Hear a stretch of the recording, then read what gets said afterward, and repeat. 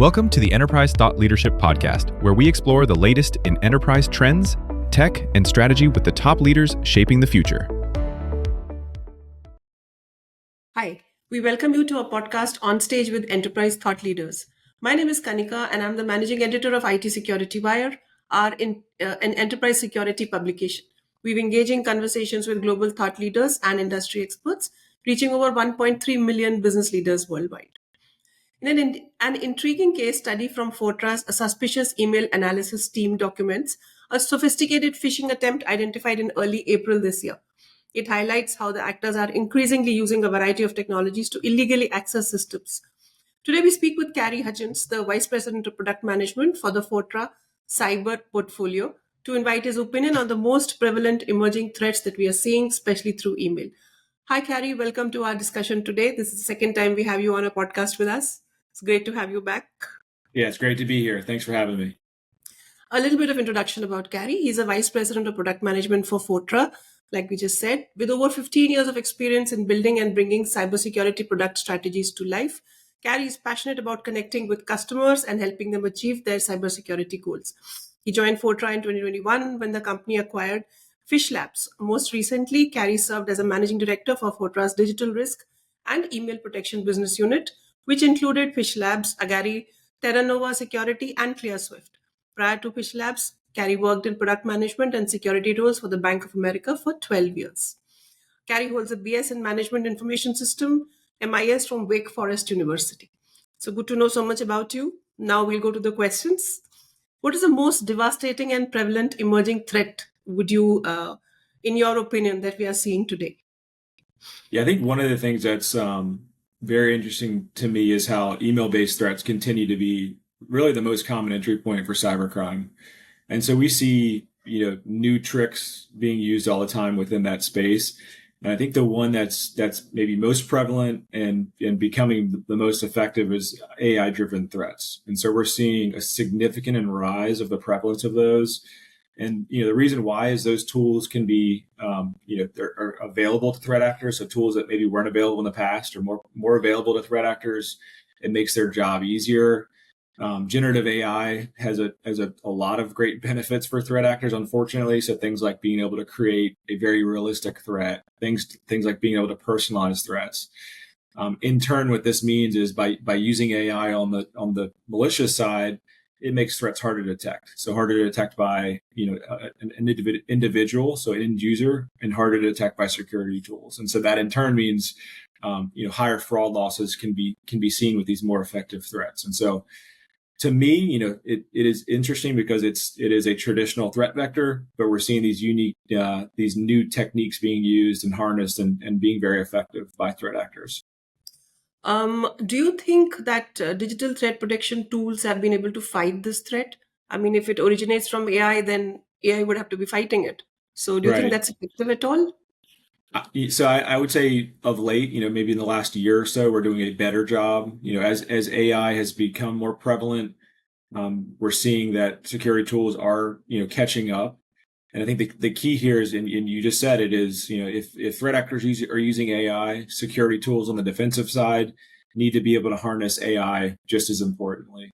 I think the other pieces that's interesting is, in addition to using AI and emerging technologies on the defensive side, there are very, very traditional things that need to continue to be a focus for CISOs and for security programs, and that's the basics. So, making sure you have good password hygiene, making sure you're using multi-factor where it's appropriate, making sure you're monitoring your users' behavior. Another recommendation would be things like having a robust human risk management program.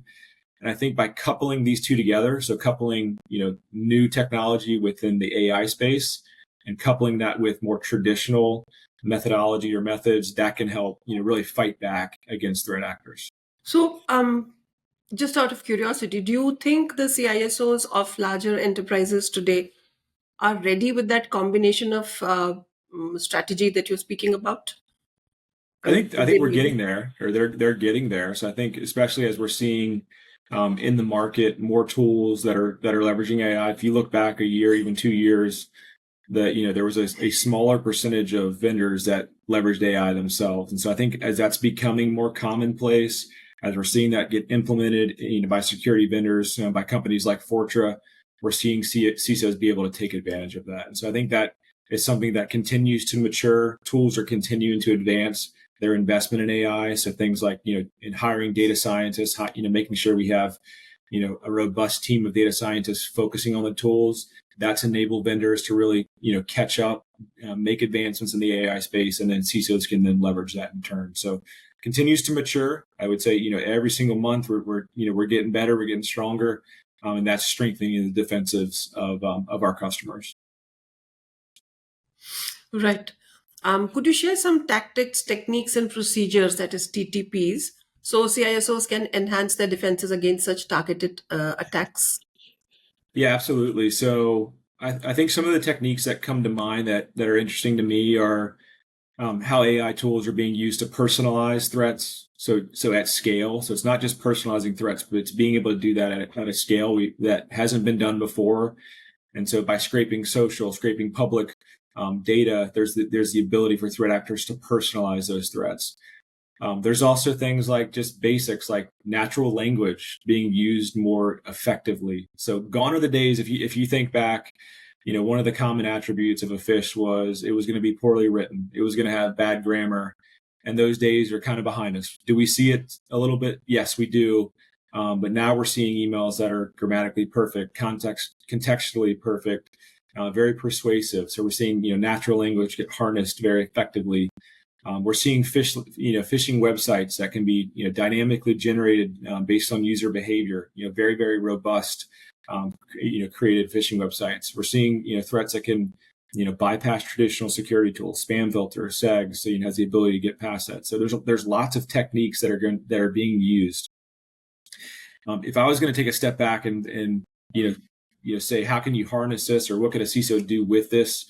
It's one, making sure that they really have the mindset that there's not a single thing that they can do, to protect their infrastructure. It's got to be multi-pronged. They have to have a combination of tools and technology to be able to fight back against threat actors.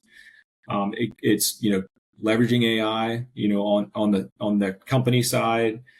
I think the other thing just to keep in mind is not being only focused on AI. So a lot of times in the market, we'll see technology that may tout, 100% AI driven. I think there needs to be a good collaboration between AI and the human element. And so, humans, things like threat researchers being able to go out and research advanced threats, being able to understand the behavior and using that to tune and train AI. So I think that's a recommendation, is to use technology that harnesses people and the tools.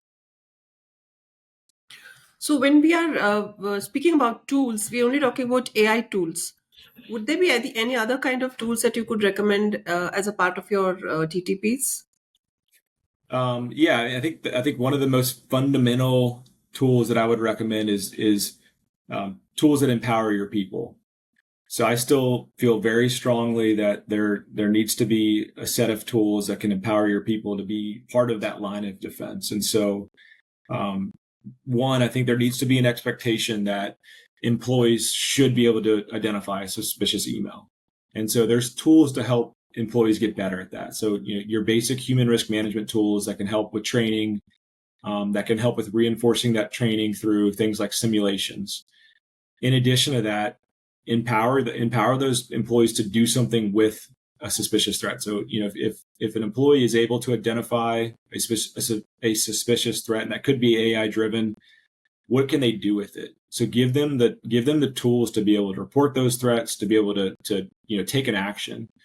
And then I think the key is, what are you as a company doing with that abuse? So if your employees are now identifying threats and they're reporting those threats, is there something that your company is doing with those? Or is there tools being leveraged to analyze those threats, to identify the IOCs, and then do something with those indicators, maybe to protect other users, or to use those indicators to tune other tools in your company? So I think that's important. There's a feedback loop, leveraging humans and then leveraging the results of what your employees are doing to strengthen your tools. I would say that's probably one of the foundational, most important things, in my opinion. So essentially what you're saying is tools that increase employee awareness, which increase the feedback loop can become stronger. Those kind of technologies and tools is what you're talking about, right? So absolutely. So it is, making sure employees are, have that awareness. Yes. They have the ability to do something with it. So if they're aware and they notice a suspicious email, they can do something with it. And then we take action on those reports. So if somebody's reported a threat, maybe it has unique indicators of compromise. Maybe it has unique behavior. Do something with that. Leverage those indicators. Protect other users. I mean, it's very common, and I would say most of the time, if one employee gets an email that's malicious, there are probably others in your company that got that same or very similar email. Leverage that to protect the rest of your organization. So now we'll speak about the report that we were referring to right in the beginning. The Fortra report of threat analysis, malicious NPM package leveraged in O365 phishing attack that was identified as a unique attack. Could you share some insights about that? What was the threat about? What kind of tools were used? What did it result in? What's the kind of situation it created for the organizations? Yeah, absolutely. So within Fortra, we have email security tools, and we're identifying tens of thousands of threats on a daily basis. And within that population, there is a small percentage or a smaller percentage where we see things that we would consider interesting or things that we would consider, sophisticated, things that might need another look or a deeper dive. And so we'll leverage our threat research team to really dig in and understand those threats, understand the behavior. And we want to do it just out of curiosity, but we also do it so that we can, leverage those findings to strengthen our tools, to strengthen and train our AI. So that's why we're doing it. The attack that was in the write-up was an O365 threat, and we see many O365, thousands of those on a daily basis. What was unique about this is not that it was an O365 threat, it was how it strung together a few different attributes. And so that's what made it unique and sophisticated. It strung together first, there's an HTML file. It also leveraged a more advanced encryption with AES. It was also calling out to a content delivery network or CDN. And I think the last thing that's mentioned in the write-up is the leveraging of a node packet manager. And so this is where the malicious code was housed. And so with a node package manager or NPM, that's open source package manager for JavaScript. And so this was housed in a way just to look like a generic open source library. But once the individual accessed the file and that communication was initiated, what it was able to do was kick off a script that generated a very custom phishing link for that recipient. And so that was the goal of the script. That was the goal of the NPM, was to really generate something unique for that user. And so, none of these pieces individually were unique, but if you look at kind of the stringing together of those, it made it a very sophisticated threat. There was definitely some effort put into it. I think one of the other things that's interesting and a trend that we can continue to see on the rise is the abuse of developer tools. So an NPM is typically used by a developer.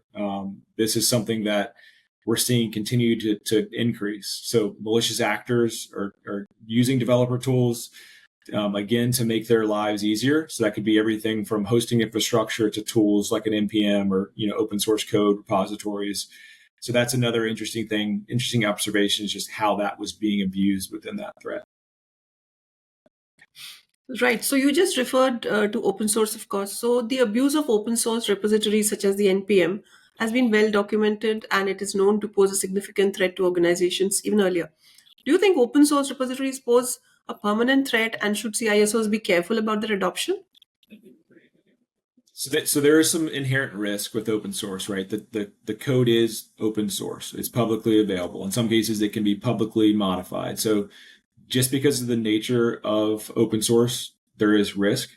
There is risk without the right levels of governance. I think that's the key, is most of the risk can be mitigated with the right approaches by a company. So there are vulnerabilities. There can be open vulnerabilities with open source.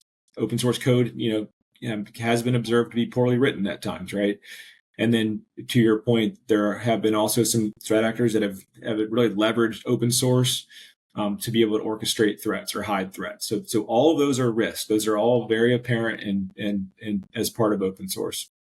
I think a couple things to keep in mind with governance and reducing the risk is, not all open source repositories are the same. They're not all created equal, right? Some are more trustworthy than others. So I think it's important for companies to make sure that there are some controls around which open source repositories are approved to be used and which ones are not. That can help significantly reduce risk. Then there are a lot of tools out there to help with how a company can leverage open source, and that's everything from vulnerability scanning is an important thing to help reduce risk. So absolutely, there's risk. However, the benefits of open source, in my opinion, significantly outweigh any of the downside. So there's speed to innovate, speed for developers.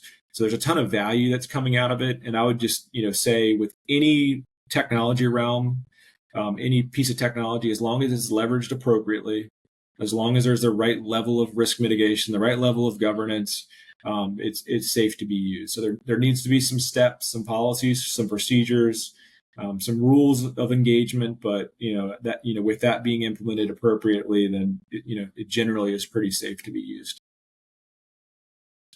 And as you said, if there's a proper governance model in place, then I think most open source operations are fairly safe because you know how to work around.